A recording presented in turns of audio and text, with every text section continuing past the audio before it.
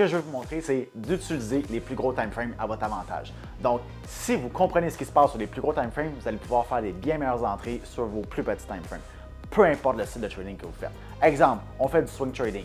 Vous prenez vos entrées sur le 1 heure, le 4 heures, bien, vous devez comprendre ce qui se passe sur le 4 heures, daily, weekly, monthly. Vous devez absolument savoir ce qui se passe parce que si vous êtes focusé uniquement sur votre charte de 1 heure, vous allez probablement manquer 50% des bonnes opportunités à avoir dans le marché. Même chose, si vous faites du day trading, vous faites des entrées sur le 5 minutes, 15 minutes, mais que vous ne regardez pas ce qui se passe, exemple, sur le 1 heure, le 4 heures, le daily, vous allez manquer beaucoup d'opportunités.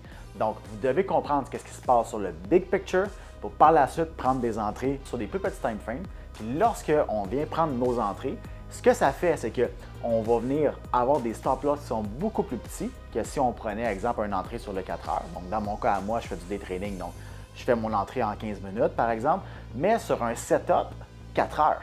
Ce qui veut dire que mon stop loss est plus petit, ma récompense est beaucoup plus grosse versus le risque que je vais prendre.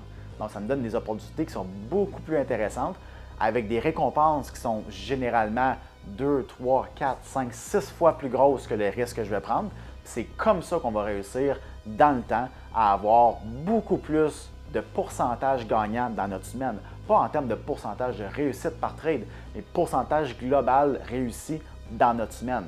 Donc, si exemple, je donne souvent cet exemple-là. Donc, si on a 10 trades, sur les 10 trades, on en réussit juste 4 sur les 10. Mais qu'à chaque fois que je réussis mes 4, je réussis, exemple, 3 fois ou 4 fois plus de récompenses que le risque que je prends. Bien, exemple qu'on fait 1 %. Donc, chaque trade, je décide de risquer 1 %. Donc, si j'ai perdu 6 trades, j'ai perdu 6. Par contre, si dans les 4 que j'ai eus, j'ai réussi, exemple, 3 fois le pourcentage de risque, donc 3 % par trade, j'ai fait 12. Donc, 12 moins 6, 6. Ce qui veut dire que dans ma semaine générale, même si j'ai gagné seulement 40 % du temps, j'ai réussi à faire 6 % sur mon compte dans ma semaine. Donc, vous devez comprendre ce qui se passe sur les gros time frames.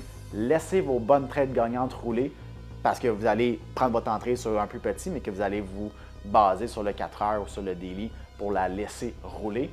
Donc, ça va vous permettre d'avoir des risques récompenses beaucoup plus gros et de diminuer aussi votre nombre de trades si vous avez justement votre 4 heures et votre daily en tête et non pas juste rester focus sur votre 5 minutes.